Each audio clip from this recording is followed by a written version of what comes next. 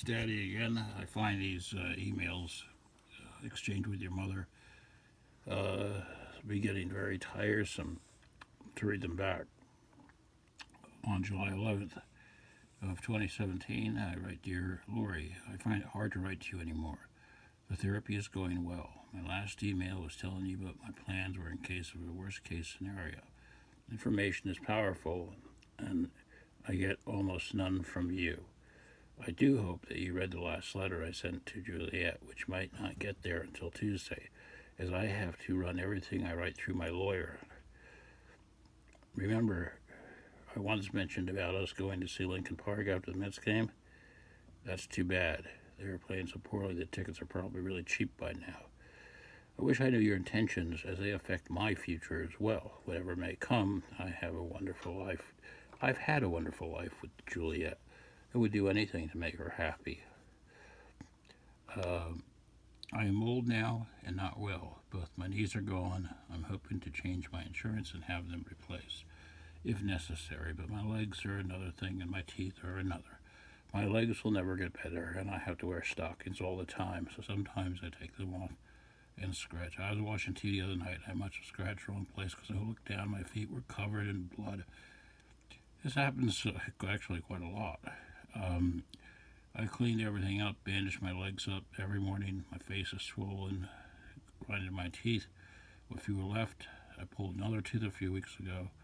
That pain is so bad to have a cold can of soda to my face.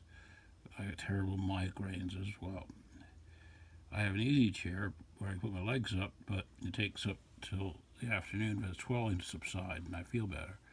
Then I get what work I can done, and if I have a client, I have to really push myself. If it rains, forget it, because rain. So it's another thing was my terrible arthritis. On top of that, I've lost my relationship with my daughter, and now I'm all alone. I suspect I'll be one of those people who lay dead for a week in his apartment until somebody complains about the smell. At least I will spend eternity lying next to my mother and brother, like I did the first 15 years, happy years of my life. At least I have the comfort that my pain will not last forever. People live longer nowadays, but let's face it, the end of the road is near. Funny looking at your grown gravestone. My mother was so afraid of not being able to take care of herself, and now I understand. If I can't take care of myself, it's over. I'm done. I have the money for a home or visiting care. That's over. That is what she was afraid of. And of course, we were there. We could have taken her in, but I'm sure you would have had none of that. I hope I get up my knees and at least, but health often doesn't get better after 60. Whatever you do, be thankful you have Juliette. Be thankful you are not me, and live in the pain I live in every day. To think if I still drank, Tuesday marks 6 years. Who cares? I'm always here to help. We're getting a little bitter, a little disgusted. The email's finished. I'm a little bit bitter. I'm a little disgusted uh, at your mother. My hopes, dashing my hopes for the Lincoln Park concert. The pain that I'm in every day, physically, is I wouldn't wish on anybody. And then the emotional pain that I suffer from not being able to see you is incredible. Um, I have to say that I got a new therapist because it was a woman and she was in this family and Christian or sort of place. Obviously, I did that purposely to coax your mother into wanting to see somebody because I know your mother likes to have a woman, see a woman. She uh, uh, would not be comfortable if it were a man, and it's a family place. I did everything I could, so I had to start the whole process and telling her the whole story.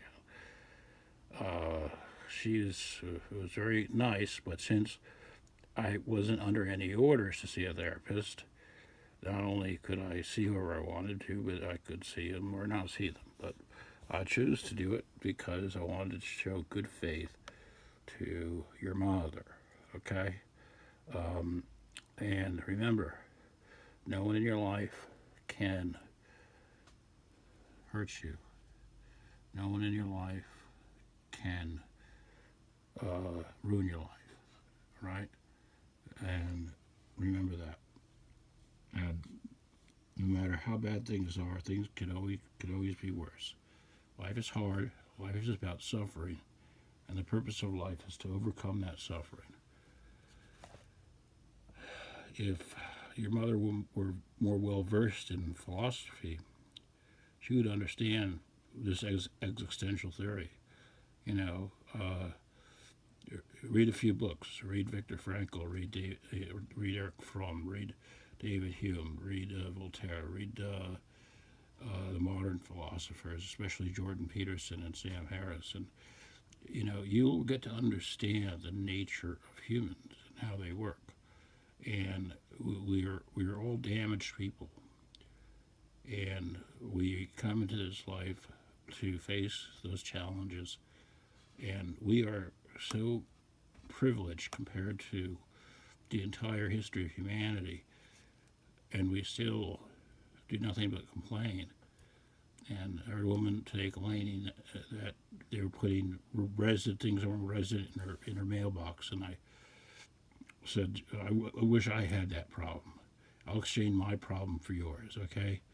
I'll exchange getting resident mail in my mailbox to be able to see my daughter again.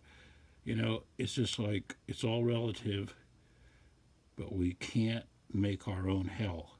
We have to make our own heavens. And being alive and being on earth is a very special and privileged thing. And just because we suffer, we do not have the right to make somebody else suffer. Remember that last thing I told you. Just because we are in pain, because we suffer, we do not have the right to make somebody else suffer. I hope your mother hears that. All right, next one.